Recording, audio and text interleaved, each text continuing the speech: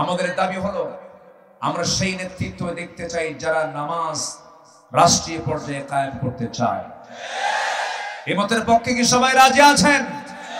নামাজ কায়েম হলে সুদ থাকবে না, ঠিক কি না? নামাজ কায়েম হলে জিনা থাকবে না, নামাজ কায়েম হলে পরে সুদের কোনো গন্ধ সমাজে দেখা যাবে না। আল্লাহ কবুল করুন। আমার বিশ্বাস এদেশে কোরআনের রাজ কায়েম হবে। জোরে বলি ইনশাআল্লাহ, আর জোরে বলি ইনশাআল্লাহ। শহীদের কাতার আছে না নাই? শহীদের রক্তে জমিন আছে না নাই? রক্ত ভেজা বাংলার জমিন ইসলামী আন্দোলনের জন্য উর্বর থেকে আরো উর্বর হয়ে যাবে। জোরে বলি ইনশাআল্লাহ। আমার রাসূল আকাশের দিকে তাকায় দুটো হাত উঁচু করে দোয়া করলেন, ও আল্লাহ সাহায্য করো। ওয়ালাকাদ নাসারাকুমুল্লাহু বিবাদরিন ওয়া আনতুম আদিল্লাহ। আল্লাহ সাহায্যের হস্ত প্রসার করলেন, হাজার হাজার ফেরেশতা দিয়ে আল্লাহ মুজাহিদদের সহযোগিতা করেছেন। জোরে বলি সুবহানাল্লাহ। সেই যুদ্ধের ময়দানে ওই ছোট্ট দুইটা বাচ্চার সামনে দাঁড়ায় আছে। এক সাহাবীকে ডাক দিয়ে বলে, চাচা যুদ্ধ করতে আসছে, সবার বিরুদ্ধে নয়, কার বিরুদ্ধে কও? আবু জেহেল। কি করবা? খাইয়া ফেলাবো। আল্লাহু আকবার বলবেন না? কেন এত রাগ তার উপরে?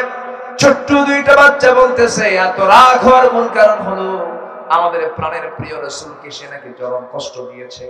আসসালামু আলাইকুম ওয়া রাহমাতুল্লাহি ওয়া বারাকাতুহু।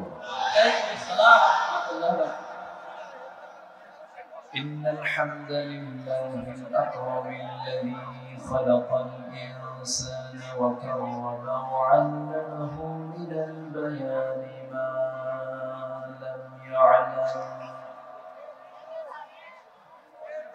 فسبحان الذي لا يحصى امتنانه باللسان ولا بالقلم،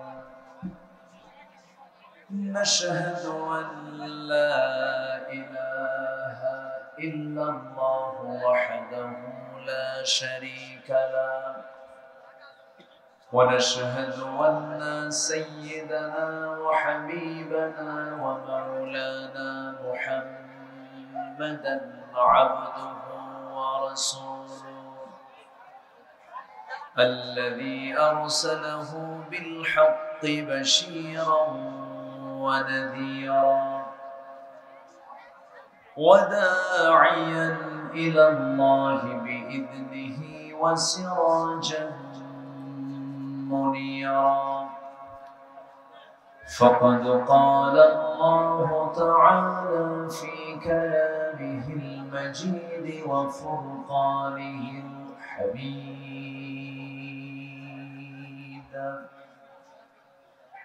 أعوذ بالله من الشيطان الرجيم، بسم الله الرحمن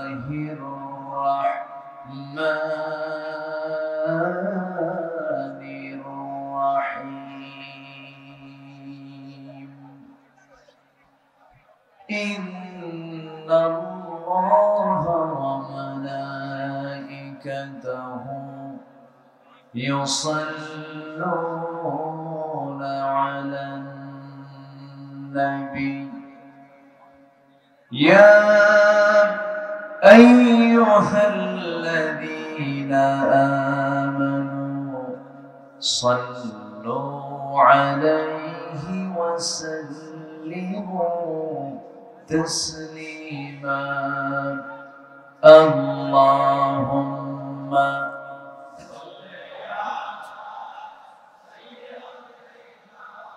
একটু মহব্বত দিয়ে নবীর প্রেমে মাতোয়ারা হয়ে জবান খুলে আওয়াজ দিয়ে সবাই বলুন আল্লাহুম্মা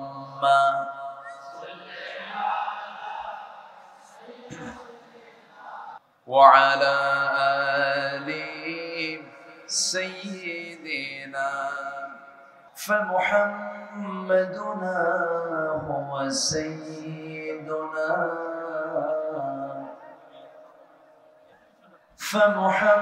فمحمدنا هو سيدنا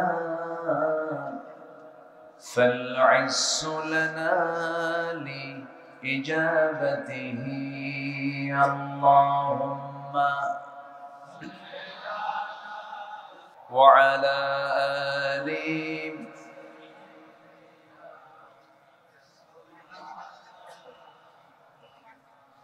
সবাই বলুন বালাগাল উলা বিকামালিহি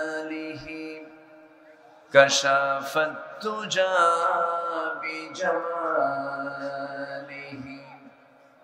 হাসনাত জামিউ খিসালিহি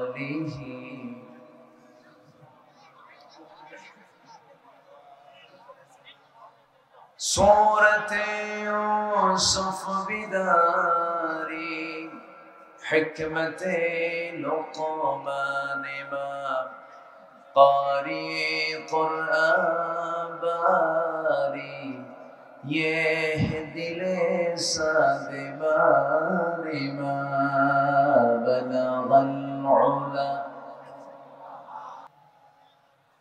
آمين কোরআনের সুর মাঝে শুনেছি যে নাম আযানের সুর মাঝেও শুনেছি সে নাম ও নাম শুনেছি আমি আমার হৃদয় হে রাসূল নবীজি তোমার হে রাসূল নবীজি তোমার সবাই বলি সাল্লাল্লাহু আলাইহি ওয়াসাল্লাম শুকরিয়া আদায় করছি মুহাব্বাতান জোরালো কণ্ঠে বলে উঠছি আলহামদুলিল্লাহ আবারও বলছি আলহামদুলিল্লাহ সবাই বলছে আল্লাহুম্মা আইন্নি আলা যিকরিকা ওয়া শুকরিকা ওয়া হুসনি ইবাদাতিকা আমরা আল্লাহ তাআলা শুকর আদায় করে নিলাম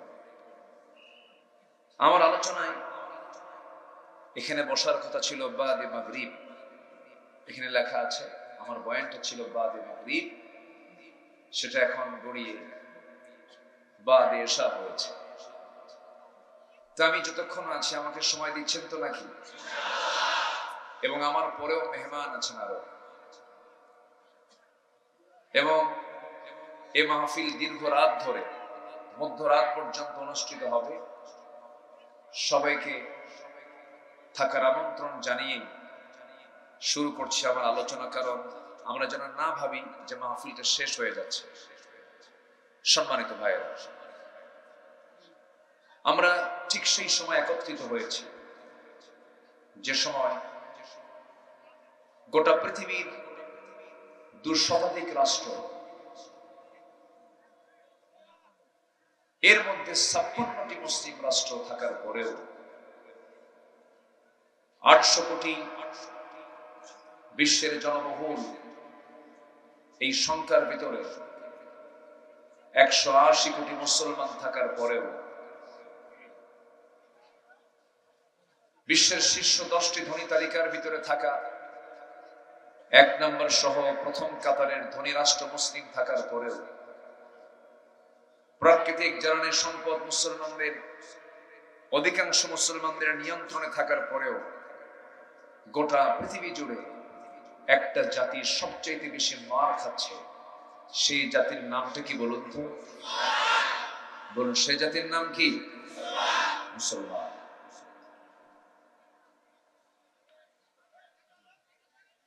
সম্মানিত বন্ধুগণ শুধু অন্যরা মুসলমানকে মারছে না মুসলিম পরিচয়ধারী মুনাফিকদের দ্বারাও হক্কানি মুসলমানগুলো জুলুমের শিকার হচ্ছে যা দীর্ঘ আমরা 16 বছর পাড়ি দিয়েছি এই 16 বছর আমরা যা দেখেছি আমার মাহফিল অঙ্গনের 26 বছরের 16 বছর কেটেছে বিপরীত স্রোতে। কত মাহফিল যে বন্ধ হয়েছে, কত মাহফিল থেকে যে ধরে নিয়ে গেছে আমারে মনে নেই। সম্মানিত ভাইয়েরা,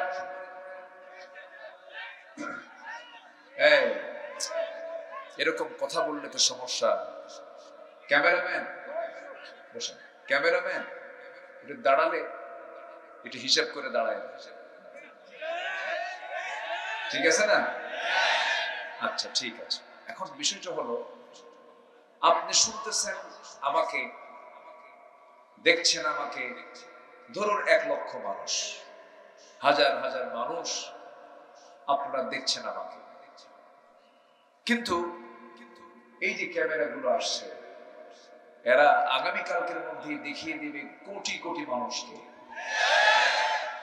সবই তো ঠিক, কিছু তো ঠিক না, বলেন। এখানে ক্যামেরাম্যান না দাঁড়ালে ও কি নিজে বোঝে কিছু? ক্যামেরা মানুষ চালায় না, মানুষ ক্যামেরা চালায়। তো ওটাকে অন অফ করতে হবে না?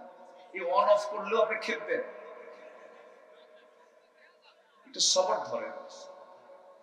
চোখ তো দুইটা, একটা হচ্ছে বাহ্যিক চোখ আর একটা অন্তর চোখ। অন্তরের চোখটা খুলে ফেলেন, দেখবেন যে এই চোখ আর লাগবে না। দিলের চক্ষু দিয়ে সবাই আমরা দেখবো, শুনবো। জোরে বলি ইনশাআল্লাহ। দিলের চোখটা খোলা রাখুন, মেহেরবানি করে সাইড টক করবেন না।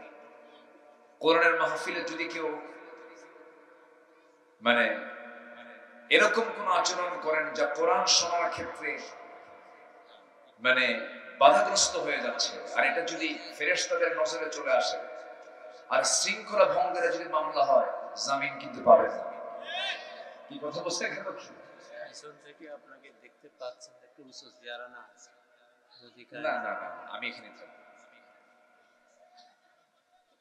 আমার এমসা করেন না, আমি যা আছি এই পর্যন্তই থাকি। সম্মানিত ভাইয়েরা, সম্মানিত বন্ধুগণ, তাহলে গোটা দুনিয়া জুড়ে মুসলমান সংখ্যায়, সম্পদে, তারপরে শৌর্য বীর্যে ছিল, এখনো আছে। কিন্তু আজকে মুসলমান মার খাওয়ার কারণটা কি? এর মধ্যে 1 নম্বর কারণ আমি যেটা খুঁজে পেয়েছি, অধিকাংশ মুসলমান কোরআন থেকে অনেক দূরে চলে গেছে। নাম্বার 2 হলো মুসলমানদের মাঝে যে ভ্রাতৃত্ব, মুসলমানদের মাঝে যে সম্প্রীতি, মুসলমানদের মাঝে যে পারস্পরিক মোহাব্বত, এটা বেড়েছে না কমেছে? আজকে কমেছে না বেড়েছে? কমেছে। আজকে যদি ঐক্য যদি থাকতো, ভ্রাতৃত্ব যদি থাকতো, বেশি না 5টা মুসলিম রাষ্ট্র যদি এক হতো, ইউরোপ আমেরিকা নাকানি চুবানি খেত। কিন্তু আজকে মুসলমান একটা প্ল্যাটফর্মে এখনো আসতে পারেনি। তবে হ্যাঁ, একটা আশার দিক হলো, এই তো গত পরশুদিন 2-3 দিন হলো সিরিয়া জুলুম শাহীর কবল থেকে মুক্ত হয়েছে। হাফিজ আল আসাদ এবং তার ছেলে বাশার আল আসাদ তাদের রাষ্ট্রযন্ত্র দিয়ে অসংখ্য মানুষকে তারা হত্যা করেছে। ক্ষমতাকে পাকাপোক্ত করতে চেয়েছিল, কিন্তু সে দেশের মুসলিম মুজাহিদরা বাতিলদের মোকাবেলা করে পরাজিত করে ছেড়েছে। আমাদের দেশও দীর্ঘ 16 বছর জুলুম শাহীর কবলে আক্রান্ত ছিল।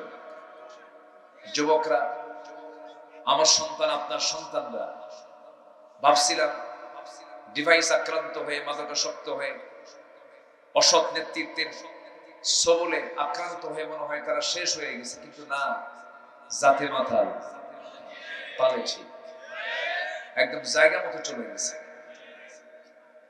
মাসাধিক আন্দোলন করে ক্লান্ত শ্রান্ত দেহটা স্বস্তি দেবার জন্য তাদের পছন্দ হয়েছিল হলো গণভবন। তারা গণভবন পর্যন্ত চলে গিয়েছিল, দুপুরের খাবার যার জন্য প্রস্তুত হয়েছিল সেই খাবার তারাই খেয়ে নিয়েছে। বহু খাইছেন, আর খাইতে দেব না। সম্মানিত ভাইয়েরা, এগুলো আশার দিক। আমরা পারবো, আমরা বিজয়ী হব, কিন্তু শর্ত হলো পৃথক না এক হতে হবে। পৃথক না এক হতে হবে? এক। এটা সবচেয়ে বড় চ্যালেঞ্জ। আমার বন্ধুগণ, আল্লাহ রাব্বুল আলামিন বলেন, ওয়া'আদাল্লাহু আল্লাযীনা আমানু মিনকুম ওয়া আমিলুস সালিহাত লা ইস্তাখলিফান্নাহুম ফিল আরদ। আল্লাহ রাব্বুল আলামিন নিজে ওয়াদা করে বলছেন, ও ঈমানদারেরা শোনো, যারা ঈমান আনবে এবং নেক আমল করবে, আমি আল্লাহ রাব্বুল আলামিন নিজে তার হাতে খেলাফতি দিয়ে দেব। শর্ত হলো ঈমান ভালো করে আনতে হবে এবং নেক আমলগুলো করতে হবে। অনেক তাহাজ্জুদ গুজার আখিরাতে তাহাজ্জুদের নামাজ খুঁজে পাবে না। অনেক হাজী হাশরের ময়দানে তার হজের সওয়াব খুঁজে পাবে না। অনেক নামাজি নামাজের কোনো পুরস্কার সেদিন খুঁজে পাবে না। অনেক ইবাদত করেছে, কিন্তু কোন ইবাদত সেদিন সে আল্লাহর দরবারে কবুল হওয়া পাবে না।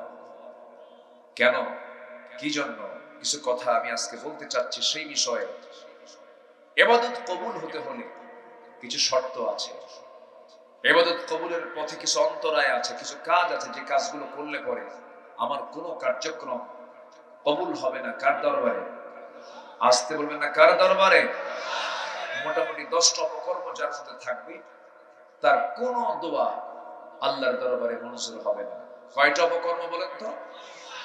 হাতের আঙ্গুল কয়টা? 10টা। আমি 10টা বিষয় আমি সংক্ষিপ্ত সময়ে বলার চেষ্টা করছি। জোরে বলি ইনশাআল্লাহ। সম্মানিত ভাইরা, সম্মানিত বন্ধুগণ, মহান রব্বুল আলামিন আমাকে আপনাকে নির্দিষ্ট একটা লক্ষ্য নিয়ে, একটা লক্ষ্যে দুনিয়াতে পাঠিয়েছেন। সে লক্ষ্যটা হলো আমাকে আপনাকে অন্য কারো গোলামি করা যাবে না। একমাত্র গোলামি আইন মেনে চলতে হবে। কার? আসতে বলবেন না, কার? এটা হচ্ছে এই পৃথিবীতে আল্লাহ পাক যে আমাকে পাঠিয়েছেন, এই লক্ষ্যে পাঠিয়েছেন। যে লক্ষ্যে পাঠানো হলো, সেই লক্ষ্য যদি পূরণ না হয়, আল্লাহ আমাকে ছাড়বেন? আসতে বলছেন, আল্লাহ আমাকে ছাড়বেন? ছাড়বেন। আপনি একটা কিষান নিয়েছেন, এই জমিটা তুমি আমাকে খনন করে পুকুর করে দাও। তো কিষান 20 জন নিয়েছেন, কিন্তু সেই কিষান আপনার জমির মাটি না কেটে অন্যের জমির মাটি কাটলো। পরিশ্রম ঠিকই করলো, কিন্তু আপনি কি তার পাওনা দিবেন? আজ থেকে পাওনা দিবেন? কেন দিবেন না? আপনার জমির মাটি না কেটে অন্যের জমির সে মাটি কেটেছে।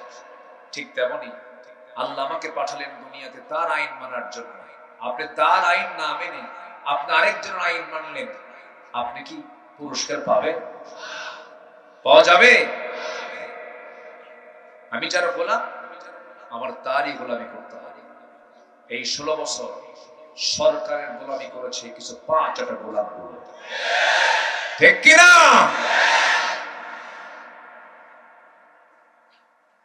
সরকারের কিছু গোলামি করেছে। আমাকে 2018 সালে নির্বাচনের আগ দিয়ে হঠাৎ করে আমার বাড়ি ঘেরাও দেওয়া হলো। আমাকে ধরা হলো, ধরে থানায় নিয়ে যাওয়া হলো। থানায় ওসি সাহেব আমাকে দেখে কাঁদলো। বললাম, ওসি সাহেব কাঁদেন কেন? হুজুর, আমি আপনার খুব ভক্ত, আপনার ওয়াজ শুনি, আপনার ফ্যামিলি, আমার ফ্যামিলি আপনার খুব ভক্ত। তো ভক্ত যেহেতু, তো ধরলেন কেন? হুজুর, উপায় নেই, চাকরি চলে যাবে, চাকরি বাঁচান তো জরুরি, চাকরি তো রক্ষা করতে হবে, চাকরি বাঁচান তো ফরজ। আমার ফতুয়া দিন। তাই বললাম, চাকরি বাঁচান যদি ফরজ হয়, ঈমান বাঁচান তো নফল। তারপরে বলল, হুজুর একটু যান, নির্বাচন পর্যন্ত জেলখানায় থাকে, নির্বাচনটা হয়ে যাক, মরা মানুষ ভোট দিয়ে যাবে তো, মরা মানুষ ভোট দিয়ে যাবে, বুঝেন না? ঢুকালো জেলখানায়, ঢুকলাম। তো ঢুকে আমি যখন মূল গেট দিয়ে ঢুকতেছে, তখন এক মুরব্বী, অনেক বয়স্ক, 85 বছর বয়স, উনি আমাকে দেখে একটা লম্বা সালাম দিয়ে বলে, হুজুর আপনি জেলখানায়? খুব খুশি হয়েছে। তো বললাম, জেলখানায় ঢুকলে কেউ খুশি হয়? বলতেছে, হুজুর ওয়াজ শুনতে যাই, অনেক দূর থেকে দেখি, খুব শখ হয় মুসাফা করবো, একটু আলিঙ্গন করবো, একটু সুখ দেখে গল্প করবো, তা তো পারি না। খুব ভালো হয়েছে, থাকে। দেখছেন? তো আমি বললাম, আপনি এখানে কেন? আপনার বয়স তো 85 বছর, নাতির সঙ্গে সময় দেওয়ার কথা, অবসর জীবনে যাওয়ার কথা। তো বলে, হুজুর কি বলেন, আমি তো বোমা হামলা করছি। কিভাবে? কে মামলা দিছে বোমা হামলা? বলেন তো হুজুর, এই 85 বছর বয়সে এই বুড়া হাতে বোমা মারতে গিয়ে কার মাথায় পড়তে পারে? এরা মামলার আসামির কোটা পূরণ করার জন্য রাস্তার ফকিররে ধরে নিয়ে মামলা দিয়েছে। কি করে নাই তারা? কিন্তু শেষ কথা হলো, জুলুম করবে যে বিপদে পড়বে সে, এটাই হলো শেষ কথা। জুলুম করবে যে বিপদে পড়বে সে। এখন কি শুধু বিপদে? হ্যাঁ, ফেরেশতাগুলো কই? কোন ফেরেশতা নাই, সব চতুর্থ আসমান, কেউ নাই। এখানকার স্থানীয় এমপি মহোদয় আমাকে ফোন দিয়ে বলে, আপনি পাবনায় ঢুকবেন না, এটা আমার। চিন্তা করা যায়, জমিন কোন ব্যক্তির হতে পারে?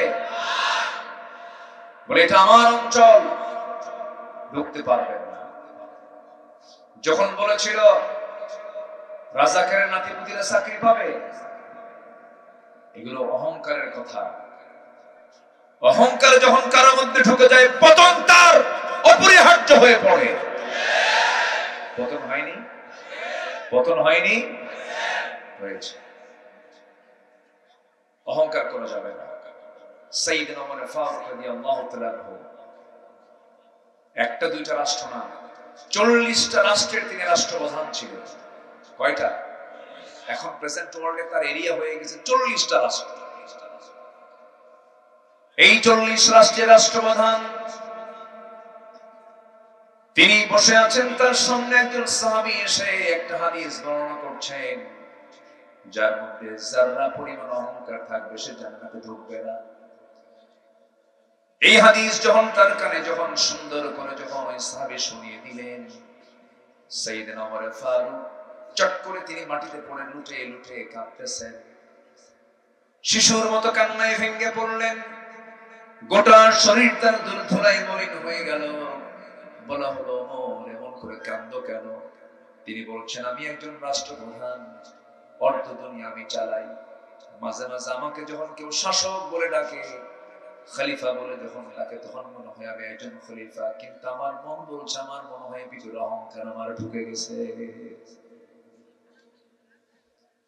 বারবার চোখের পানি ফেলে ইস্তিগফার পড়ছিলেন, আর আকাশের দিকে দুটো হাত তুলে দোয়া করে বলছেন, আল্লাহ তাআলা, আমার তো মনে হয় গোটা দুনিয়ার সকল মানুষকে তুমি জান্নাত দিয়ে দিয়ে যদি বলো একটা বান্দা শুধু জাহান্নামে যাবে, আমার মন বলছে সে একটা বান্দা জাহান্নামে অন্য কেউ হবে না, আমি ওমর হব।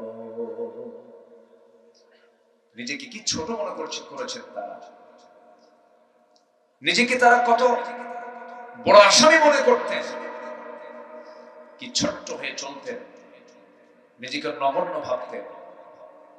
সাইয়েদনা আবু বকর রাদিয়াল্লাহু তাআলা আনহু যখন তার খেলাফত আমল, রাতের বেলা জনগণকে দেখতে যেতেন খালি পায়ে। কি পায়ে? খালি পায়ে। সাইয়েদনা ওমর ফারুক বললেন, খালি পায়ে আপনি রাস্তায় হাঁটতেছেন, ঝুঁকিপূর্ণ পথ, পাথরের সঙ্গে ধাক্কা লেগে চামড়া ফেটে রক্ত বের হয়ে যাবে, কষ্ট পাবেন আপনি জুতা কেন পরেন না রাতের আধারে? সাইয়েদনা আবু বকর সিদ্দিক রাদিয়াল্লাহু আনহু চোখের পানি ফেলতে ফেলতে বলছে, ভাই ওমর, জুতা পায়ে আমি হাঁটতে পারি, কিন্তু জুতা পায়ে যখন হাঁটবো, আমি খরম জুতা দিয়ে যখন আমি হাঁটবো, একটা আওয়াজ বের হয়ে যাবে, সেই আওয়াজে যদি এই জনপদের কোন ঘুমন্ত ব্যক্তির, কোন নাগরিকের, ঘুমন্ত নাগরিকের যদি ঘুম ভেঙে যায় আমার পায়ে হাঁটার আওয়াজে, কিয়ামতের দিন আমি আবু বকর আসামির কাঠগড়ায় দাঁড়িয়ে তারা জবাব দিতে হবে। জনগণের ঘুম যেন নষ্ট না হয়, পায়ের জুতা খুলে প্রথম খলিফা পায়ে হেঁটে খালি পায়ে হাঁটেন। আর নেতা আসিবেন পাবনা, ঢাকা হইতে, সিরাজগঞ্জের মোড় থেকে গাড়ি চলাচল সকাল থেকেই বন্ধ। মুজাহিদ ক্লাব পর্যন্ত, টেবুনিয়া পর্যন্ত কোনো গাড়ি ঘোড়া চলবে না। প্রেসিডেন্ট আসিতেছেন। কি আমি কি বুঝাতে পারতেছি?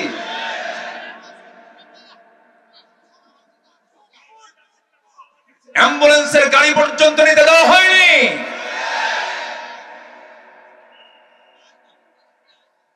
নেতার আগমনে যদি একটা মরা লাশ দাফনের দেরি হয়, এই সমস্ত নেতৃত্বের মুখে আমরা জুতা মারি, থুতু মারি। ভাবতেছেন রেকর্ড আমার কাছে নাই? সব রেকর্ড আছে। বাড়ি পাবনা না হতে পারে, কিন্তু পাবনার ভাবনা আমার কাছে আছে।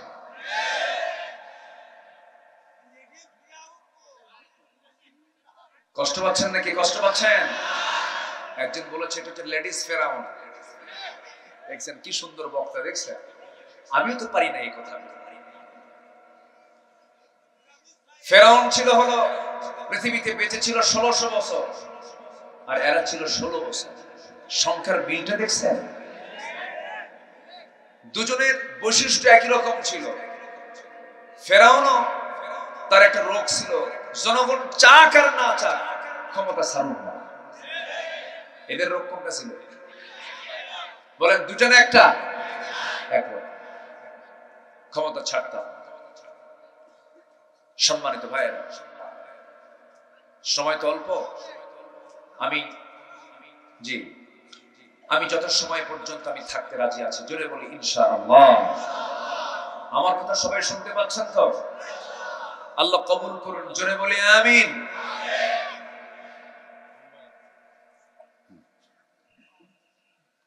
সম্মানিত ভাইয়েরা, তাহলে ইবাদত কবুল হতে হলে 10টা অপকর্ম ছাড়বো আমরা। 10টা অপকর্ম, 10টা অপরাধ আমাদের জীবনে নিয়ে আসা যাবে না। 1 নাম্বার হলো মুনাফিকি। 1 নাম্বার কি বলেন? মুনাফিক তো পাবনায় নাই। হ্যাঁ, মুনাফিক পাবনায় আছে? হ্যাঁ না, যারা আছে তারা আছে, তবে কিছু বের হয়ে গেছে। তবে মুনাফিকটা এটা এমন একটা বিষয়, নিফাকতা মুক্ত সবাই এমনটা বলা কিন্তু মুশকিল। যেরকম মুনাফিককে চেনার 1 নম্বর আলামত হলো ইন্নাল মুনাফিকিনা লাকাযিবুন, মুনাফিকরা মিথ্যা বলে। এখানে আমরা যারা বসে আছি কেউ তো কোনোদিন মিথ্যা বলি নাই। আসতে কয় তাহলে এখন নখ যাচ্ছে কোন দিকে? এখন নখ যায় কোন দিকে? নিচের দিকে কিন্তু চলে যাচ্ছে। এক সাহাবী কান্দে, বাড়ি থেকে বের হলেন আর নিজেকে গালি দিয়ে বলতেছেন না ফাকা হানজালা, না ফাকা হানজালা, না ফাকা হানজালা। এই কথা বলতে বলতে নবীর দরবার পর্যন্ত চলে গেলেন। রাসূল বলছেন, হানজালা তুমি কি বলছো? তুমি তো মুনাফিক হও নাই। হুজুর আমি আপনার সামনে যখন বসে থাকি দুনিয়ার কোনো কথা মনে থাকে না, আমার সব দুনিয়া মাইনাস হয়ে যায়।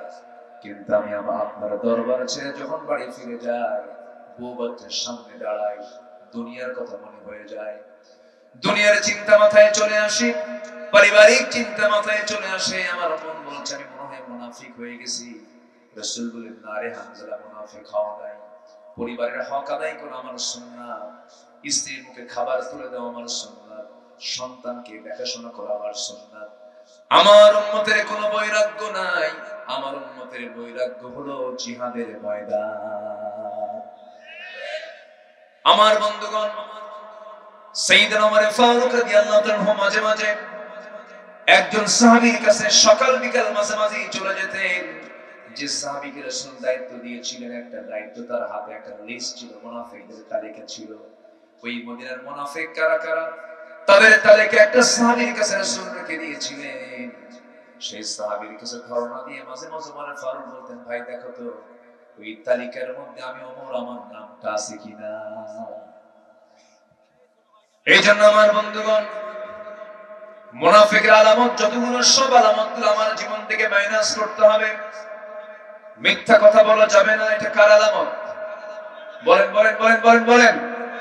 নাম্বার 2 হলো ইদা ওয়াদা খলাফা, ওয়াদা ভঙ্গ করা, এটা একটা মুনাফিকের আলামত। ওয়াইদা তুমিনা খান, আমানতের খেয়ানত করে, এটা একটা মুনাফিকের আলামত। নাম্বার 4 হলো যখন কারোর সঙ্গে কথা বলতে যাই বেফাস কথাবার্তা বলে, বাজে কথা বলে, অর্থহীন কথা বলে, যারা মুখ থেকে বেফাস কথাবার্তা যারা বলবে, এটা একটা মুনাফিকের আলামত। এই সমস্ত আলামত যার থেকে যাবে, আল্লাহ রাসূল বলেছেন সেই সমস্ত লোকগুলো তার ভিতরে মুনাফিকের আলামতগুলো লালন করে চলছে। বেফাস কথা মানে যেরকম প্রায় প্রায় একজন নেতা আমার দেশে বলতেন, গায়ে কোনো শক্তি নাই কিন্তু মুখে একটা চাপা ছিল, প্রায় বলতেন খেলা হবে, বলতেন না তো কই ও কই আছে কি আন্ডারগ্রাউন্ড না কোন গ্রাউন্ডে আছে খুঁজেই তো পাওয়া যাচ্ছে না, খেলবেন কার সাথে? এই কথাটা খুবই নোংরা কথা। একটা জাতীয় রাজনীতিবিদ, একজন দেশের একজন শীর্ষস্থানীয় ব্যক্তি হয়ে এত নোংরা ভাষা বলতে পারে, নোংরা হলেই নোংরা কথা মুখ থেকে বের হয়।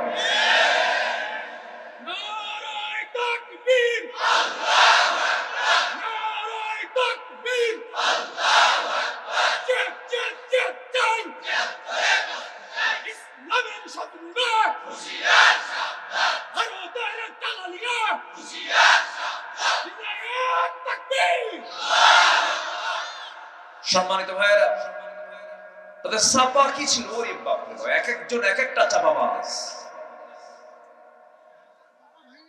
দিনের কোনো জ্ঞান নাই।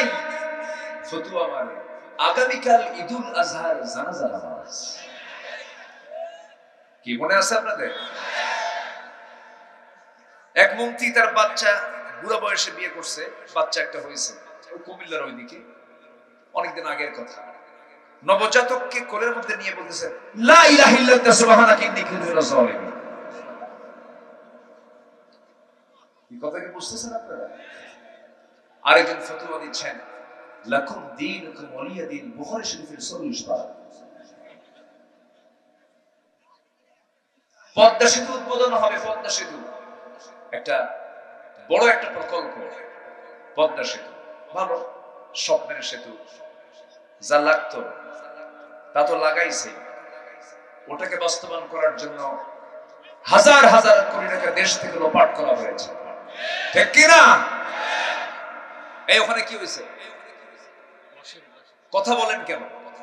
এখানে কথা বলা কি জায়েজ না না জায়েজ? কথা বলেন কেন? চুপ করুন প্লিজ, কোরআনের সম্মানে সবাই চুপ হয়ে যান। বসুন, একজন কথা বলবেন, বসুন।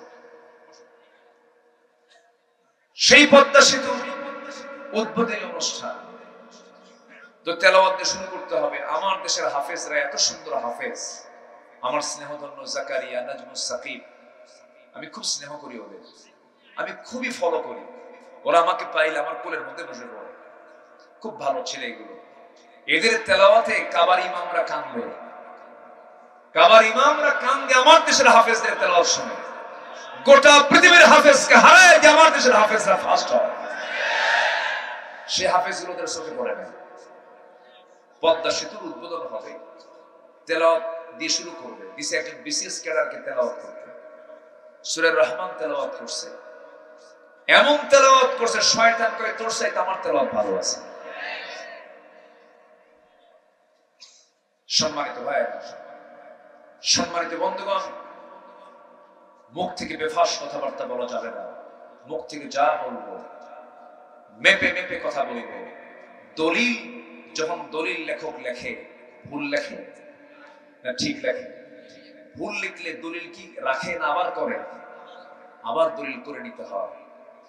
দলিল লেখক যেমন দলিল লিখতে নিয়ে বারবার চিন্তা করে নির্ভুল লেখার চেষ্টা করে, ঠিক ইমানদারের জবান হলো দলিল লেখকের দলিল লেখার মতো হলো ইমানদারের জবান। ইমানদার জবান থেকে যা বলবে ওটাই হচ্ছে ঈমান। ওটা কি? একটু কান লাগাবেন, মুনাফিকের কাজ করা যাবে না, মুনাফিকদের পথ অবলম্বন করা যাবে না, মুনাফিকের কোনো চরিত্র নিজের জীবনে আনা যাবে না। মুনাফিকরা কিন্তু নামাজও পড়ে, মুনাফিকরা রোজাও রাখে, মুনাফিকরা হজেও যায়, মুনাফিকরা যাকাতও দেয়, মুনাফিকরা মসজিদ বানায়, মুনাফিকরা মাদ্রাসা বানায়। কিন্তু একটা জায়গায় মুনাফিকরা ধরা খেয়ে যায়, সেটা হলো মুনাফিকরা কখনো জিহাদের ময়দানে যেতে পারে না। তাহলে একটা জায়গায় ধরা খায় মুনাফিকরা, কোথায়? জিহাদের ময়দানে। মানে ওরা সাফা খুব মারে, যত রক্ত লাগে দেব, প্রয়োজনে লোক পাঠাবো, আমি যাব না। এটা কাদের কাজ? কাদের কাজ? আমার বন্ধুগণ, আমার নবীর পিছনে ইক্তেদা করেছে, নবীর পিছনে নামাজ পড়েছে, নবীজির বয়ান শুনে চোখের পানি ফেলে ফেলে কেঁদেছে, মুখের দাড়িও ছিল, মুখে সুন্দর চেহারাও ছিল, সুরমাও ছিল, নামাজও পড়েছে, পাগড়িও পড়েছে। নবীর পিছনে নবীর পিছনে তার নেতৃত্বকে ফলো করেছে, নামাজ পড়েছে, রোজা রেখেছে, দান করেছে, সাদকা করেছে। কিন্তু রাসূল তাদেরকে সব জায়গায় পেয়েছেন, মুনাফিকদেরকে, কিন্তু মুনাফিকদেরকে চিনেছেন, বুঝেছেন হলো জিহাদের ময়দানে। ওরা জিহাদের ময়দানে আসলে তাদের চেহারা শুকায় যেত, সেই জায়গা থেকে পলায়ন করে ফেলতো। আমার নবী মুনাফিকদেরকে চেনার জায়গা হিসেবে জিহাদের ময়দানকে তিনি চিনে নিয়েছেন, বুঝে নিয়েছেন। আমার ভাইয়েরা, আমার নবীর জিন্দেগিতে একজন কাট্টা মুনাফিক ছিল, মুনাফিকদের লিডার আব্দুল্লাহ বিন উবাই বিন সুলুল। এই মুনাফিক আমার নবীর জীবদ্দশায় নানা যুদ্ধ বেঁধে দেওয়ার ক্ষেত্রে বনু নাজির, বনু কুরাইজা, এই ইহুদির গোত্রের সাথে কুরাইশদের যোগসাজশ করে দেওয়া, যুদ্ধকে নিকটবর্তী করে দেওয়ার পেছনে সবচেয়ে বড় ভূমিকা পালন করেছে এই মুনাফিকের দলেরা। এই বদর যুদ্ধ বলেন, উহুদ যুদ্ধ বলেন, খন্দক যুদ্ধ বলেন, এই সমস্ত যুদ্ধের মূল ইন্ধনদাতা হলো মুনাফিকরা। যুগে যুগে মুনাফিকরা মুনাফিকি করেছে, কিন্তু শেষ পর্যন্ত মুনাফিকদের সমস্ত মুখোশ উন্মোচন করে দিয়েছেন তিনি আমার কে। মুনাফিকরা শেষ পর্যন্ত বিজয়ী হয় না পরাজিত হয়? বিজয়ী হয় না পরাজিত হয়? আল্লাহ তাদেরকে উলঙ্গ করেছেন। দেখেন মুনাফিক, একটা দেখেন, একটা নাম বলি মুনাফিক। চিন্তা করুন, মাথার চুল একটাও কালো নাই, মুখের দাড়ি একটাও কালো নাই, সব সাদা, পাঞ্জাবি সাদা, পায়জামা সাদা। চিন্তা করুন, শুধু পট চেঞ্জ হয়েছে, নিজেকে বাঁচানোর জন্য মুখের দাড়িটা কেটেই ফেলবে। কি বুঝতেছেন আমার কথা? কি বুঝতেছেন? দাড়িটা কেটেই ফেলবে। সে দাড়ি কেটে মাথার চুল আবার কালো বানালো, পায়জামা খুলে লুঙ্গি পরলো, পাঞ্জাবি খুলা গেঞ্জি পরলো, বন্ধুটাকে নিয়ে, আইন মন্ত্রীকে নিয়ে চললো, বলেন চলেন বন্ধু পালাই, উপায় তো না। নৌকায় চড়ে যাচ্ছিল কোথাও, কিন্তু নৌকার ভিড়ল না। শেষ পর্যন্ত কোস্ট গার্ড তাদেরকে ধরে ফেলল, আইন মন্ত্রীকে ধরে নিয়ে বলছে চলেন স্যার, চিনি আপনাকে, থানায় চলুন। আইন মন্ত্রীকে, আমি কি একা আসছি এই জায়গায়? আমার একা নিয়ে যাবা কেন? কেন? আরেকজন আছে তো, ওই লোকটাকে চেনা যায় না তো, মাথার চুল কালো, কে যেন, কে ওটা? আমি কি একা আসছি? তুমি ভাবতেছ আমি একা আসতে পারো? আমি তো জামাতের সাথে আসছি। কিসের সাথে আসছে? উপায় নাই তো। ওটা কে? ভালো করে দেখো, ওটাই দরবেশ। আমাদেরকে বলে আমরা নাকি ধর্মের ব্যবসা করি। ধর্মের ব্যবসা আমরা যদি করতাম, তাহলে আল্লামা সাইদির মতো মানুষকে ফাঁসির মঞ্চে চড়া লাগতো না। ধর্মের ব্যবসা যদি আমরা করতাম, বিশ্বনন্দিত ইসলামী রাজনীতিবিদ শহীদ মতিউর রহমান নিজামীকে ফাঁসির মঞ্চে ঝুলতে হতো না। যদি ধর্মের ব্যবসা আমরা করতাম, জগৎ নন্দিত আলেমে দ্বীনকে বছরের পর বছর জেল খাটা লাগতো না। তারাই ধর্মের ব্যবসায়ী চ্যাম্পিয়ন, যারা তাদের নিজ খায়েশ পূরণ করার জন্য দাড়ি রাখে, আবার তাদের প্রয়োজনে দাড়ি কাটে। নির্বাচন আসলে মাথায় পট্টি বাঁধে, নির্বাচন চলে গেলে ওই কপালে সিঁদুর লাগায়। ঠিক কিনা? এই চিত্র দেখি নাই, আমরা দেখি নাই, আর দেখতে চাই না। সব দেখা শেষ, সব দেখছি আমরা। এই 53 বছর কেউ ক্ষমতার মসনদে 25 বছর ছিলেন, কেউ 16 বছর, কেউ 9 বছর। মাঝখানে মঈনুদ্দিন ফখরুদ্দিন গম, তারা ছিলেন কয়েক বছর। সবাই মুসলমান পরিবারের সন্তান হলেও ইসলাম দিয়ে তারা রাষ্ট্র চালান নাই। অতএব রাষ্ট্রে নামাজ প্রতিষ্ঠার জন্য নামাজি সরকার দরকার। আমরা কি রাষ্ট্রে নামাজ কায়েম করতে চাই? নামাজি রাষ্ট্র গড়ার জন্য নামাজি সরকার দরকার। এমন নামাজি রাষ্ট্র দেখতে চান কারা কারা? হাত উঁচু করে দেখা।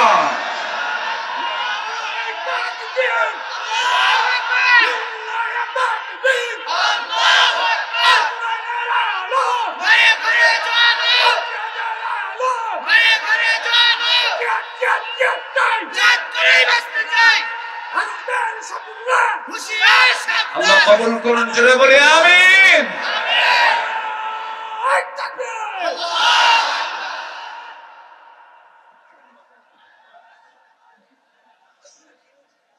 কি হয়েছে? ও দেখা যায় না, আমারে দেখা যায়।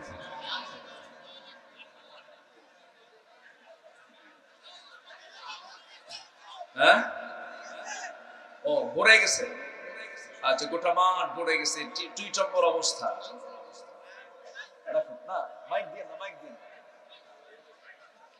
আমার দিকে তাকান, সবাই চিৎকার মেরে বলেন তো, ইয়া আল্লাহ, ইয়া আল্লাহ, ইয়া আল্লাহ। আর কোন আওয়াজ হবে না। শয়তান যদি কোনো অসওয়াসা করতে চায়, সেই সময় কার নাম নেব আমরা?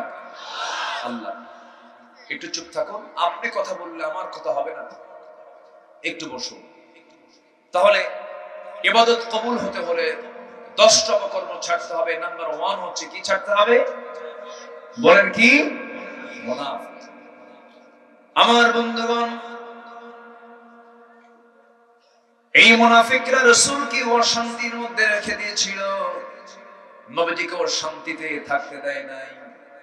নবীজির পারিবারিক জীবনকে তারা অসহনীয় করে তুলেছে বারবার। আমার বন্ধুগণ, আমার নবীর পিছনে নামাজ পড়েছে তারা, আবার শত্রুতা করেছে তারা আড়ালে আড়ালে। মুনাফিকদের যে কোনো দোয়া কবুল হয় না, মুনাফিকদের যে কোনো ইবাদত কবুল হয় না। ছোট্ট একটা ইতিহাস মনে পড়ে গেল। আমার নবীর ওই জীবদ্দশায় মুনাফিকদের নেতা নবীর জীবদ্দশাইতে সে দুনিয়া থেকে বিদায় নিয়ে নিল, কিন্তু ওই মুনাফিকের একজন সন্তান ছিলেন আমার নবীর খুব প্রিয় সাহাবী। নবীর কাছে এসে কেঁদে কেঁদে বলছেন, ইয়া রাসূলুল্লাহ, আমি জানি আমার বাবা খারাপ মানুষ ছিলেন, মুনাফিক ছিল, কিন্তু আমার তো বাপ হয়। ইয়া রাসূলুল্লাহ, আমি আপনার কাছে এসেছি, আমার বাবার গোসল সম্পন্ন করেছি, দয়া করে আপনি আপনার পরনের জুব্বা যদি দিতেন আমি খুব খুশি হতাম। নবীজি তার গায়ের একখানা জুব্বা সাহাবী বলার কারণে তার হাতে তুলে দিলেন। সাহাবী করলেন কি, মুনাফিক বাবার গায়ে নবীর জুব্বা গায়ে তুলে দিলেন। কিছুক্ষণ পরে সে বলছেন, ইয়া রাসূলুল্লাহ, আমার বাবা তো দুনিয়া থেকে বিদায় নিয়েছেন, কাফনের কাপড় পরিয়ে দিয়েছে, জানাজা এখনো হয় নাই। হুজুর, আমি সন্তান হয়ে বাবার জন্য তো একটু কামনা করতেই পারি। আমার বাবা মুনাফিক ছিলেন, কিন্তু আপনার কাছে কামনা হুজুর, দেখুন তো আমার বাবার জানাজায় যাওয়া যায় নাকি। আমার নবীজি বলেন, সাহাবীরে, তুমি আমার প্রিয় সাহাবী যখন বলে ফেললে, যাও, আমি তোমার বাবার জানাজায় চলে যাব। রাসূল জানাজায় হাজির হলেন। পিছন থেকে ওমর ফারুক রাদিয়াল্লাহু তাআলা নবীর জুব্বা টানতেছেন আর বলছেন, হুজুর মুনাফিকের জানাজা কেমন করে পড়াবেন আপনি? মুনাফিকের জানাজা না পড়লেই ভালো হয়। রাসূল বলছেন, ওমর রে, আমার প্রিয় সাহাবীর বাপ মারা গেছে, আমি কেমন করে মানা করি? আমারে কিচ্ছু বলো না। আমার নবীজি জানাজা সম্পূর্ণ করলেন, সঙ্গে সঙ্গে আল্লাহর পক্ষ থেকে ফয়সালা হয়ে গেল, ইস্তাগফির লাহুম আও লা তাস্তাগফির লাহুম ইন তাস্তাগফির লাহুম 70 মাররাতান ফালান ইয়াগফিরাল্লাহু লাহুম। হে রাসূল, আপনি তাদের জন্য ক্ষমা চান অথবা না চান, আপনি যদি 70 বারেরও বেশি বারও ক্ষমা চান, কোনো কাম হবে না। কারণ মুনাফিকদের কোনো দোয়া তাদের নয়, তাদের জন্য যারা দোয়া করবে তাদের কোনো দোয়া আল্লাহর দরবারে মঞ্জুর হবে না। এত বড় মারাত্মক একটা জাত হলো মুনাফিক। আল্লাহ রাব্বুল আলামিন বলেন, ইয়া আইয়ুহান নাবিয়্যু জাহিদিল কুফফারা ওয়াল মুনাফিকিনা ওয়াগলুয আলাইহিম ওয়া মাআওয়াহুম জাহান্নাম। হে নবী, আপনি মুনাফিকদের বিরুদ্ধে, কাফিরদের বিরুদ্ধে যুদ্ধ ঘোষণা করুন। ওয়াগলুয আলাইহিম, তাদের ব্যাপারে আপনি কঠোর হন, নরম হলেই বড় বিপদ হয়ে যাবে। এই জন্য মুনাফিকদের ব্যাপারে আল্লাহ নিজেই বলেছেন শিথিলতার কথা না, কঠোরতার কথা। কঠোরতার কথা বলেছেন। মুনাফিকদের সঙ্গে কোনো আপোষ করার কোনো প্রশ্ন আসে না, কোনো প্রশ্ন নাই। মুনাফিকদের ব্যাপারে কোনো শিথিলতার কোনো সুযোগ ইসলাম দেয়নি। শত্রুকে কখনো প্রশ্রয় দিতে ইসলাম মানা করে দিয়েছে। চিন্তা করে দেখুন, এই 16টি বছরের মধ্যে কতগুলো অপকর্ম হয়ে গেল। এর মধ্যে সবচেয়ে বড় অপকর্ম যেটা হলো, মানুষের জীবনের কোনো দাম ছিল না, মানুষকে পাখির মতো গুলি করে মেরে মেরে শেষ করে দিয়েছে। আহারে, কেমন করে মানলো? এই জুলাইয়ের শেষ সপ্তাহে এবং আগস্টের প্রথম সপ্তাহে কেমন করে মানলো? একটু কি দিলে দয়া হলো না? মুগ্ধ পানি নিয়ে রাজপথে নেমে পড়েছে আর বলছে, পানি লাগবে কার? আমার কাছে পানি আছে। সেই ছেলেটাকে পর্যন্ত গুলি করে শেষ করে দেওয়া হলো। সম্মানিত ভাইয়েরা, সম্মানিত বন্ধুগণ, যে বিজয়টা এসেছে, এই বিজয়কে লালনের মধ্য দিয়ে আমরা আগামীর সূর্য দেখতে চাই বাংলার জমিনে, ইসলামের সূর্য। এর জন্য যদি আরো জান মাল দিতে হয়, সবাইকে রাজি আছেন? রাজি আছেন কারা কারা? হাত উঁচু করে দেখান মুসলমান।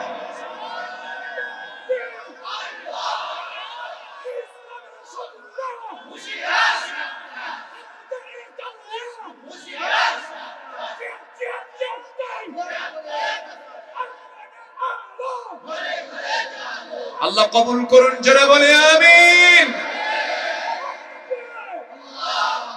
সম্মানিত ভাইয়েরা, তাহলে মুনাফিকের যে আলামত গুলো আছে, এই আলামতকে আমাদের ভিতরে রাখতে চাই।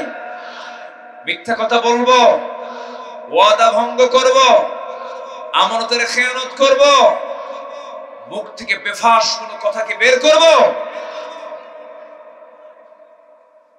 জি, কষ্ট হচ্ছে, অনেক কষ্ট করে কথাগুলো শুনছেন। আহারে, এদেশের মানুষগুলো কত সাধারণ, কত সুন্দর, কোরআন প্রেমী মানুষ। বলি আলহামদুলিল্লাহ। টইটম্বর অবস্থা, বসে থাকার জায়গা নাই। এত মানুষের ঢল নেমেছে আজকের মাহফিলে। আল্লাহ তুমি এই মাহফিলকে কবুল করে নাও, জোরে বলি আমিন। সম্মানিত ভাইয়েরা, আমার দিকে একটু তাকান। 10টি অপরাধের কারণে আল্লাহ তাআলা তার কোন ইবাদত কবুল করবেন না। নাম্বার 1 চলছে মুনাফিকি করা। আল্লাহ তুমি মুনাফিকের কোন আলামত যেন আমাদের মধ্যে না আসে, এমন সুন্দর ঈমান নিয়ে থাকার তৌফিক তুমি আল্লাহ দিয়ে দাও। বোনের সম্পত্তি ভাই বুঝে দেয় না, এমন ভাই তো মনে হয় পাবনাতে নেই। হ্যাঁ, আছে? আমার মায়েরা যদি আমার আলোচনা শুনে থাকেন, এখন খুব খুশি হচ্ছেন মনে মনে, হুজুর কেবল লাইনে আসতে। 12 বছর বাপ মারা গেছে, ভাইরা সব সম্পত্তি বুঝে নিয়ে ভাগাভাগি করে ধান আবাদ করে খায়, বোনের জায়গার সম্পদ বুঝে দেয় না। এমন হাসি ভাই, নামাজি ভাই, দানবীর ভাই, দাতা ভাই পাবনাতে আছে না নাই? কেন বোনকে দেন না? কেন বোনকে আপনার মার পেট থেকে আসে নাই?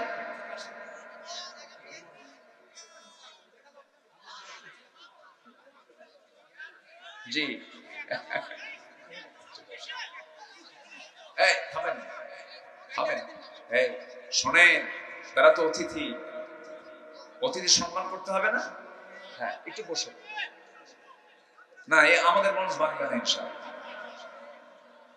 জি একটু বসে, একটু কষ্ট করে বসে, কথা না বলি। মঞ্চটা থাকতে হয় নীরব। আমি তো মনে করি মঞ্চে কোন লোকই থাকা ঠিক না, খালি কানাকানি হয়। এটা আলোচকের আলোচনা একটু বিঘ্নিত হয়, চুপচাপ থাকে, একটু মেহেরবানি করে। আমি লক্ষ্য করছি প্রায় প্রায় কথাগুলো হয়, একটু মেহেরবানি করে একটু চুপ থাকে। জি হ্যাঁ জি একটু বসো, আমার দিকে তাকান। এই বলা যাবে না, আমার দিকে তাকান। তাহলে বোনের সম্পত্তি বুঝিয়ে দিতে হবে, এর মধ্যে ঈমান আছে না নাই? ঈমান আছে না নাই? কিন্তু বোনকে তো সম্পত্তি দেয় না, বরঞ্চ বোনকে আবার কৌশলে ফাঁকি দেওয়া যায় কেমনে, সেই পন্থা অবলম্বন করে। যেগুলো জমির দাম নাই, রাস্তার ধারের জমিগুলো সব ভাইরা বুঝে নিয়ে বিল ঝিল, বুঝতে পারতেছি কিনা আমি জানি না, মানে যেটাতে যেতে হলে নৌকা ছাড়া উপায় নাই, পানি, সে অংশগুলো বুঝাই দিয়ে বলে বোন তোমাদের জন্য না ওইটুকু রাখছে। এবং ওটার মেইন যে দলিল কাগজপত্রগুলো তা বুঝে দেয় না, কাছেই রাখে। আবার ওইদিকে উনি ট্রিপল হাজি, 3 বার হজ করছে। বোনকে মাঝে মাঝে আবার দাওয়াত দেয়, বোনকে মাঝে মাঝে দাওয়াত দিয়ে পাশে বসায়া, মনে করেন সেই কুমিল্লার রসমালাই, টাঙ্গাইলের চমচম, নাটোরের কাঁচাগোল্লা, বগুড়ার দই, যশোরের খই আর পাবনার পায়েস। আজকে কিন্তু পায়েস খাওয়ার নাই আপনার আমার, এটা কিন্তু চরম মিস করছে। যে এই সবগুলো খাওয়ায়া বোনকে পামপট্টি দিয়ে বলে বোন তুমি আমার ভাই, তুমি আমার বোন, আমি তোমার ভাই। বাপটা মরে গেছে, মাটা মরে গেছে, আমরা এতিম। ও বয়স তো 60 বছর, ও এখন এতিমই আছে। বলে যে শোনো, তুমি সংসার করতেছো, চলে গেছো স্বামীর ঘরে, ভালোই তো আছো। একটা কথা বলি কি, অংশ নিলে কিন্তু ধ্বংস হয়। অংশ নিলে কি হয়? ধ্বংস হয়। এটা মনে হয় কোন হাদিসে আসছে, কোন হাদিসে আসছে নাকি? অংশ নিলে ধ্বংস হয়, এটা কি হাদিসের কথা না শয়তানের কথা? বোনকে সম্পত্তি বুঝায় দেন, আমানত চলে গেল, আমানত রক্ষা হল। যার যখন বুঝাইয়া দিবেন, দুনিয়াতে যে যার হক মেরে খাবে, হাসরের সে জড়ব, সে তত বড় বিপদে পড়ে যাবে। হক যারা নষ্ট করবে তারা হলো মুনাফিক। কোন হক লঙ্ঘিত, কোন গুনাহ নষ্ট, হক লঙ্ঘিত কোন গুনাহ করে যাওয়া যাবে না পৃথিবী থেকে। একজন শহীদের শাহাদাতকে ক্যান্সেল করা হবে।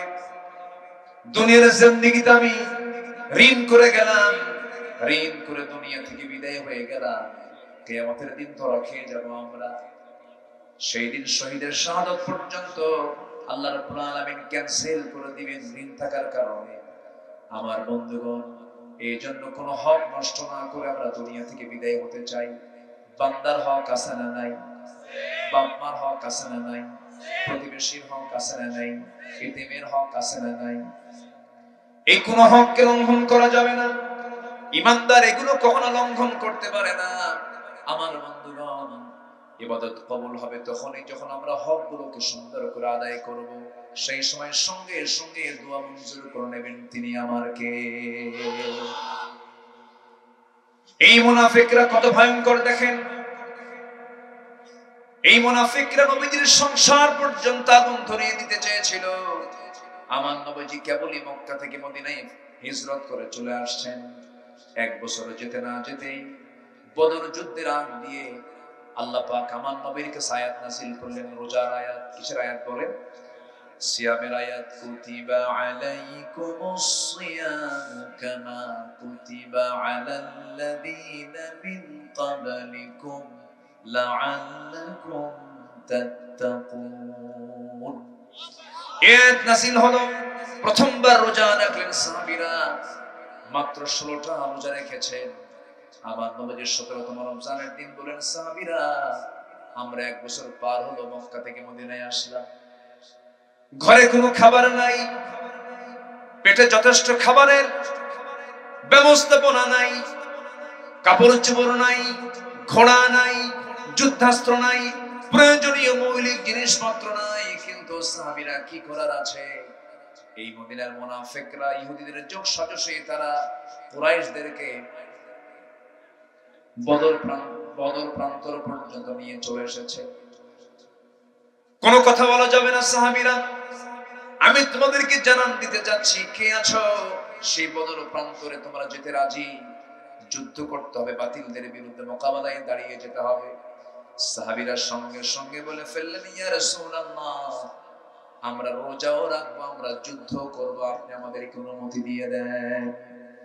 আমার নবীজি বললেন, না না, ইন কুনতুম মারদা ওয়া আলা সাফারিন ফাইদ্দাতুন মিন আইয়ামিন উখর, তোমাদের জন্য আজকে রোজা রাখার প্রয়োজন হবে না, রোজা ভেঙে ফেলে দাও। রোজা রাখার সুযোগ বারবার আসবে, কিন্তু জিহাদের ময়দানে হেরে গেলে পরে ইসলাম নিভে যাবে। বাতিল শক্তির মোকাবেলা করার জন্য রোজা ভেঙে বাতিলদের বিরুদ্ধে মোকাবেলায় দাঁড়িয়ে যাও। আমার নবীজি শিশু ইসলাম ছোট্ট নগর রাষ্ট্র মদিনায় কেবল গড়ে তুলেছেন। ওই মুনাফিকরা নবীকে চিরতরে নিশ্চিহ্ন করার জন্য কুরাইশদেরকে ডেকে নিয়ে আসলো বদর প্রান্তর পর্যন্ত। আমার নবীজি সাহাবায়ে কেরামকে প্রস্তুতি নিতে বললেন। ওইদিকে 1000 সমরাস্ত্রে সজ্জিত হয়ে, অস্ত্রে শস্ত্রে সজ্জিত হয়ে লোহিত সাগরের পাশ দিয়ে ঘেঁষে ঘেঁষে বদর প্রান্তর পর্যন্ত যখন পৌঁছে গেছে, আমার নবীজি বলেন, সাহাবীরা কারা কারা আমার সঙ্গে যুদ্ধে যাবে? নবীজি তরবারি দিতে পারলেন না সবাইকে, খেজুর গাছের ডাল হাতের মধ্যে তুলে দিলেন। ছোট্ট ছোট্ট বাচ্চারাও যুদ্ধে যেতে চাইলো।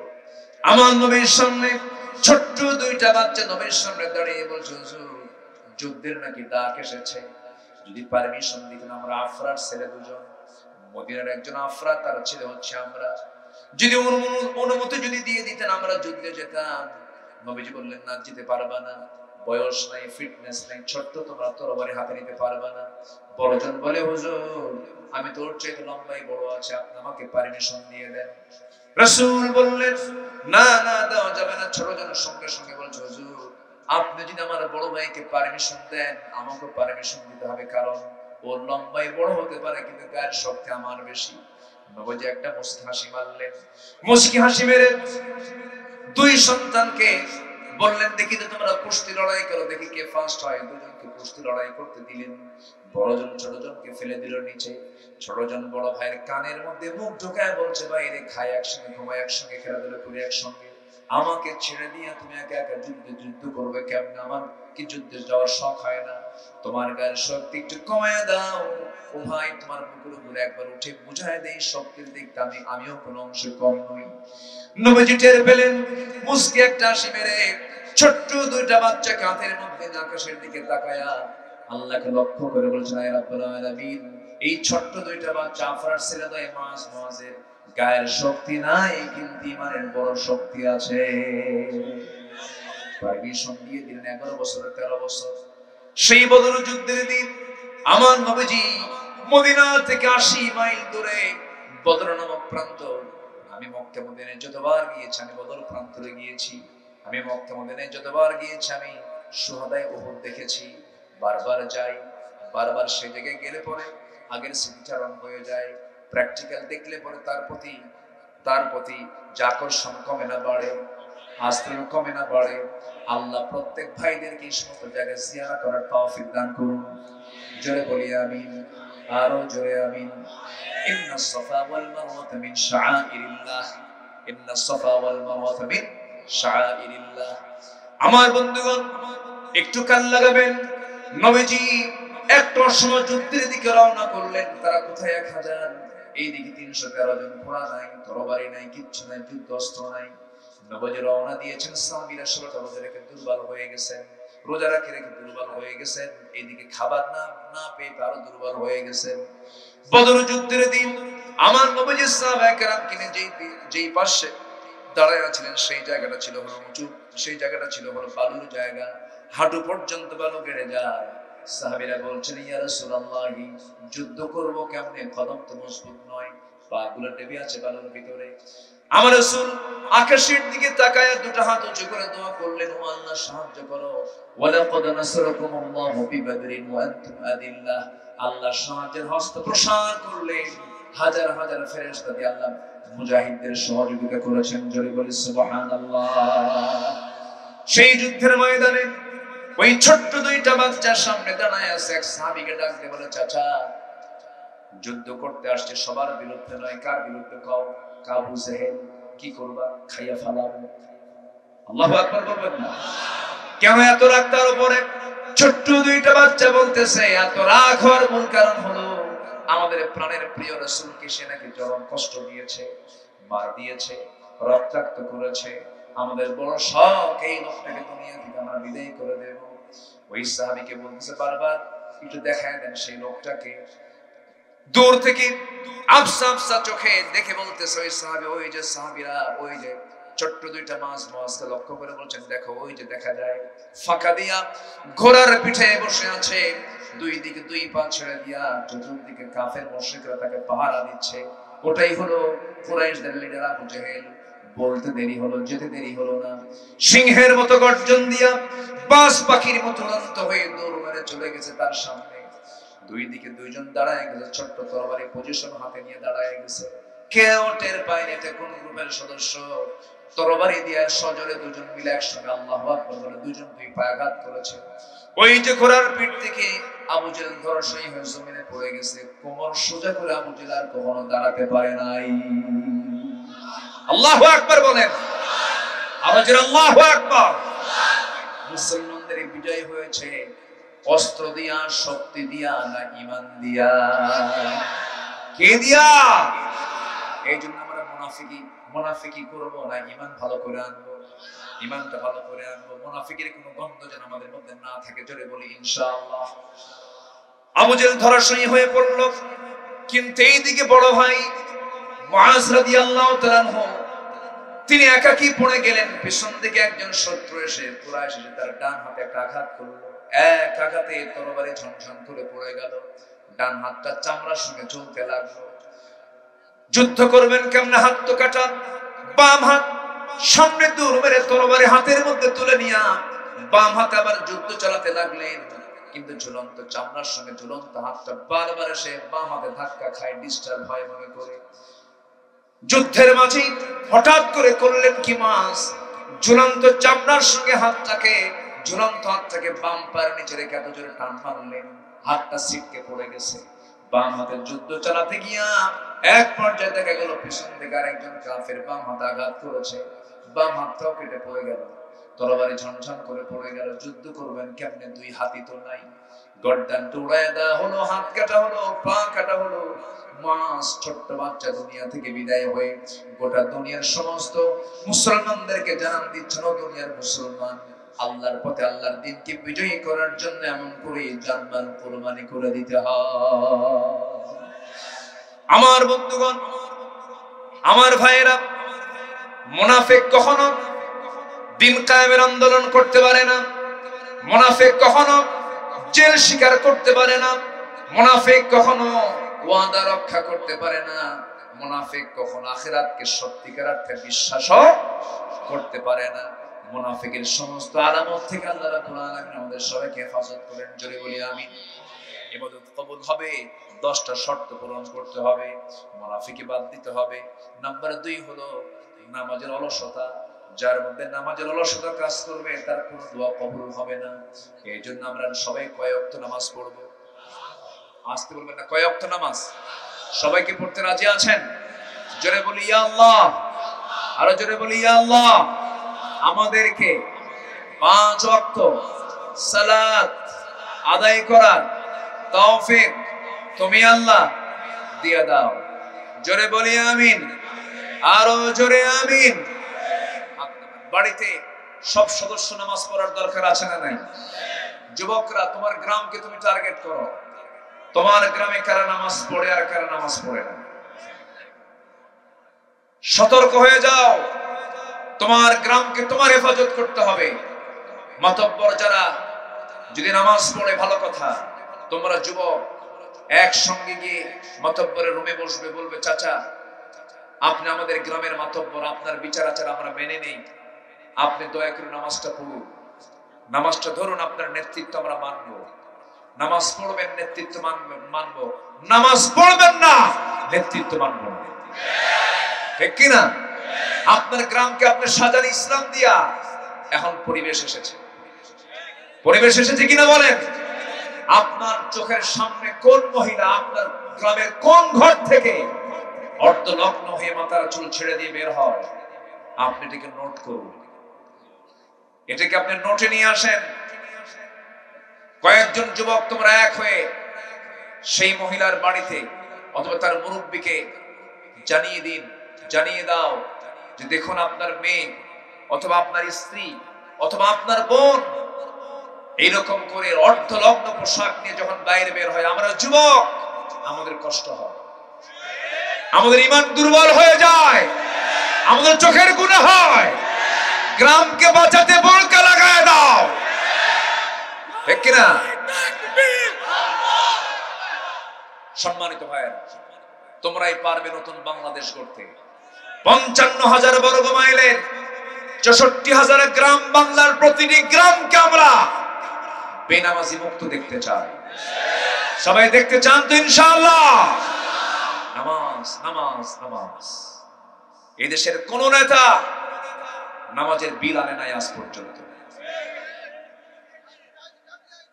৫৩ বছর পর্যন্ত, থামুন, ৫৩ বছর পর্যন্ত এদেশের কোন নেতা কোন দল নামাজের বিল আসুক, একমাত্র ইসলামী দল ছাড়া তারা তো ক্ষমতায় যায় না, কেউ কিন্তু নামাজের বিল টানে নাই।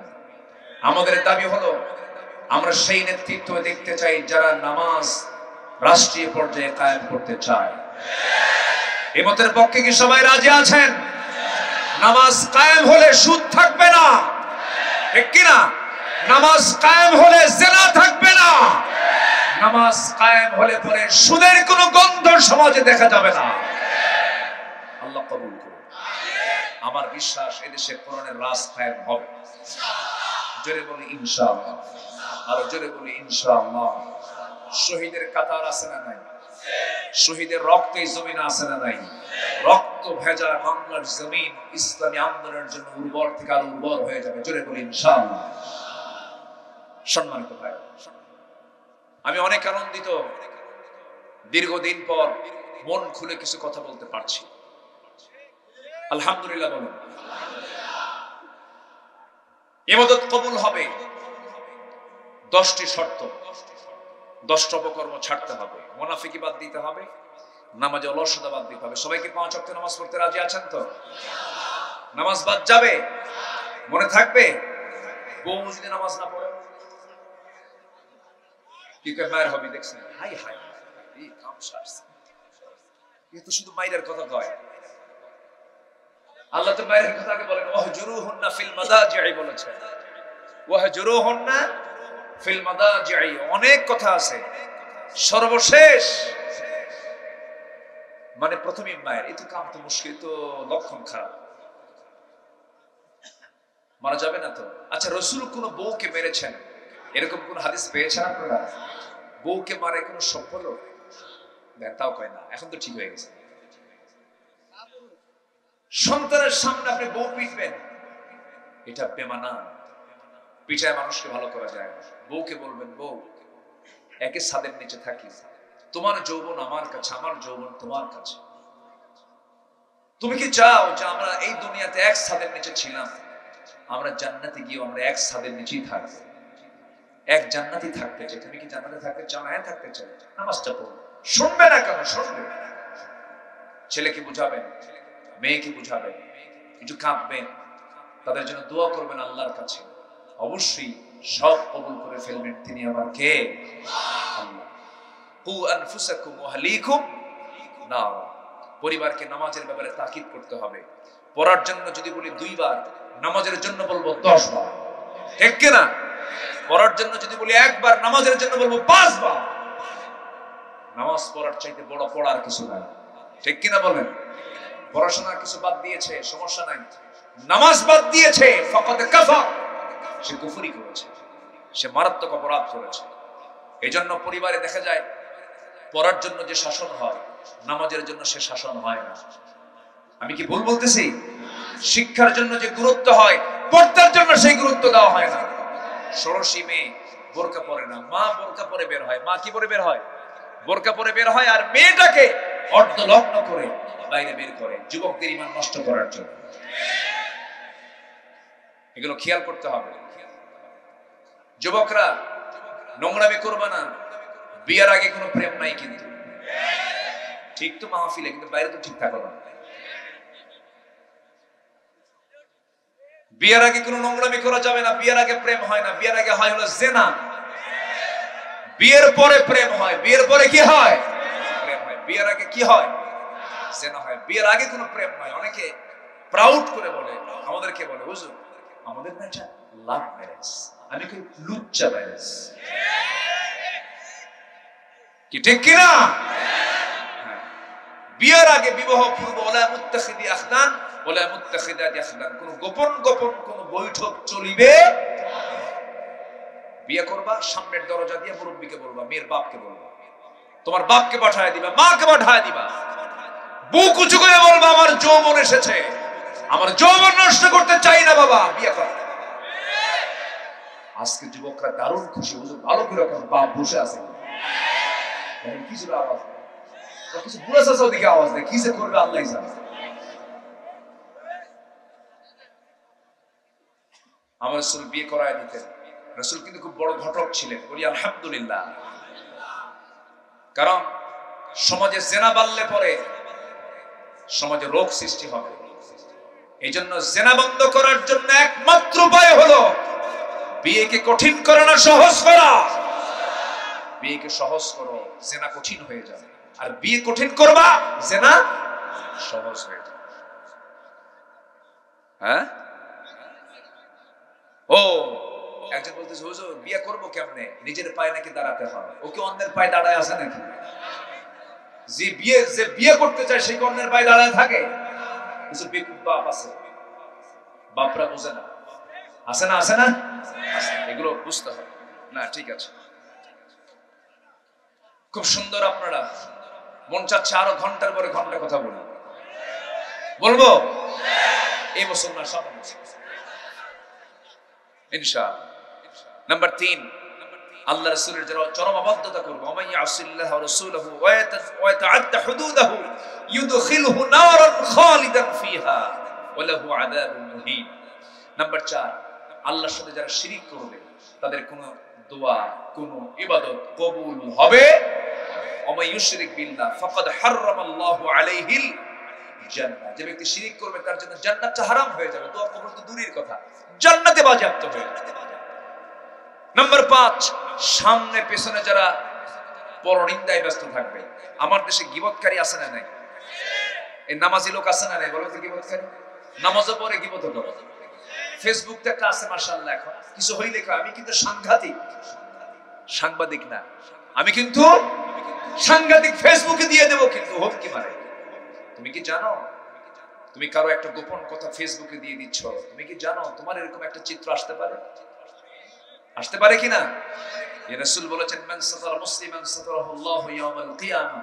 যে ব্যক্তি কোন মুসলমান, যে মুসলমান অন্য মুসলমানের কোন দোষকে গোপন করবে, আল্লাহ তাআলা কিয়ামতের দিন তার দোষকে গোপন করবে। এজন্য পৃথিবীতে সেই মহান মানুষ, মহামানব সে, যে নিজের ভিতরে দোষ খুঁজে বেড়ায়, অন্যের মধ্যে গুণ খুঁজে বেড়ায়। তাহলে নিজের গুণ খুঁজবো না দোষ খুঁজবো? আর অন্যের গুণ খুঁজে বেড়াবো। সেই লোকটার মুখ থেকে কখনো গীবত বের হতে পারে। আর যারা এগুলো করবে তাদের দোয়া কবুল হবে না। ওয়াইলুল লিকুল্লি হুমাযাতিন লুমাযা। নাম্বার 6, আল্লাহকে ভুলে থাকা, মন্দ কাজে আদেশ করা, এই জাতীয় লোকের কোনো দোয়া আল্লাহর দরবারে মঞ্জুর হবে না, তাদের কোনো ইবাদত কবুল হবে না। নাম্বার 7 হলো শয়তানের পদঙ্ক যারা অনুসরণ করবে তাদের কোনো দোয়া কবুল হবে না, তাদের কোনো ইবাদত কবুল হবে না। রিয়া যারা করবে, ডিসপ্লে, যারা লোক দেখানো ইবাদত, লোক দেখানো দান, লোক দেখানো নেতৃত্ব, লোক দেখানো সকল কিছু যারা করবে তাদের কোনো ইবাদত কবুল হবে। নাম্বার 9 হলো যারা কুফরি করবে, শুধু কাফের কুফরি করে না, মুসলমানও কুফরি করে। আছে না নাই? কাফের কিন্তু কোন সম্প্রদায় শুধু নাম নয়, অনেক মুসলমান পরিচয়ধারী কিন্তু অনেক কাফেরের বাপ। আছে না নাই? অনেক কাফেরের বাপ হয়ে বসে আছে। যারা করবে তাদের কোনো ইবাদত কবুল হবে না। আমার বন্ধুগণ, নাস্তিকদের বিচার হওয়া দরকার। এই দেশে আলেমদের বিরুদ্ধে তারা অনেক কিছু করেছে। একটা বদমাইশ কিনা বিচারপতি শামসুদ্দিন, কালা মানিক বলার দরকার, কালো তো আল্লাহ বানায় দিয়েছে মানিক। দেখছেন এই লোকটা কিন্তু হাসি ছিল না এর লোকের। আমি লোকটাকে কোনোদিন হাসি মুখে দেখি নাই। যারা হাসে না তারা দুষ্ট হয়, যারা হাসে না তারা কি হয়? দুষ্ট হয়। একটু হাসবেন। যাদের স্বামী হাসে না তাদের বউরা মনে হয় মনে মনে করে এটা মরবে কোনদিন। একটু হাসি থাকা দরকার, একটু মুস্কি হাসি দিতে হয়, চিত্ত বিনোদন করতে হয়। আমার রাসূল হাসতেন, আমার রাসূল ফ্রেশ একদম নির্ভেজাল হাসি দিতেন। পেটে খাবার ছিল না, আমার নবীর হাসি দিয়ে মুখটা ভরা ছিল। জোরে বলে সুবহানাল্লাহ। আমার যেন আয়েশা বলেন ঘরে কোনো খাবার নাই কিন্তু রাসূলের চেহারা দেখলেই ক্ষুধা নিবারণ হয়ে যেত। এই জন্য হাসি থাকা উচিত। আমার নবীজি সবার সঙ্গে হাসি খুশি হয়ে কথা বলতেন। এই বেয়াদবটার মুখে কোনো হাসি ছিল না।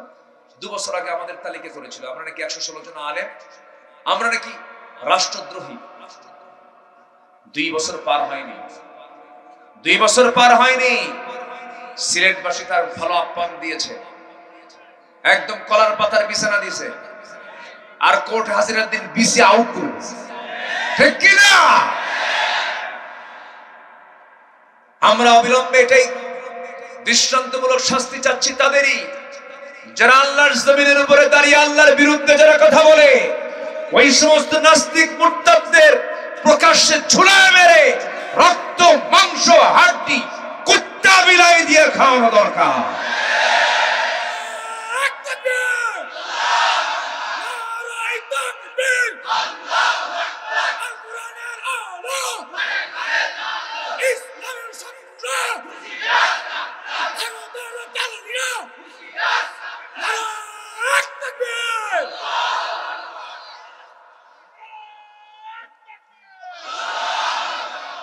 সম্মানিত ভাইয়েরা,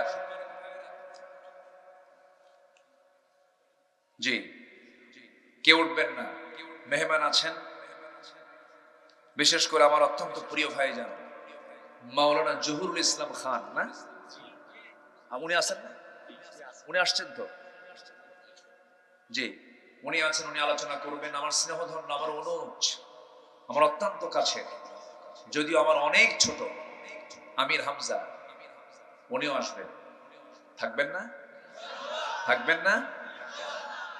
অনেক সুন্দর কথা বলেন, খুব দলিল দিয়ে আদিল্লা নির্ভর আলোচনা তার, আমরা তার মুখ থেকে কিছু শুনবো। আমি আর লম্বা সময় দেব না, একটু কথা আমার আছে আরো। তার আগ দিয়ে একটু সবার কাছে আমার সবিনয় আবেদন, এই মাদ্রাসা 16 বছর সন্ত্রাসীরা দখল করে রেখেছিল। মাদ্রাসার ক্যাশ শুদ্ধ খায়া শেষ করছে, রাখে নাই। এখন মোটামুটি একটা পজিশনে চলে আসছে। আমি সবার কাছে একটু বিনত আরজ করব, দয়া করে যারা আসছেন, আপনার 2টা টাকা, আপনার 5টা টাকা যদি এতিম খায়, যদি এতিমদের কাজে আসে, এটা আপনার জন্য জান্নাতের একটা উসিলাও হতে পারে। এই জন্য বসে আছেন, একটা সওয়াবের কাজ, কিছু দিবেন, এটা একটা আর্থিক ইবাদত। তো একটু ব্যাগ নিয়ে, চাদর নিয়ে যদি যায়, আমরা কি রাগ করবো? সবাই দেবেন না ইনশাআল্লাহ? জিকির করি লা ইলাহা, আরো জোরে লা ইলাহা। মালিক স্যার চেয়ারম্যান মহোদয় দিয়েছে।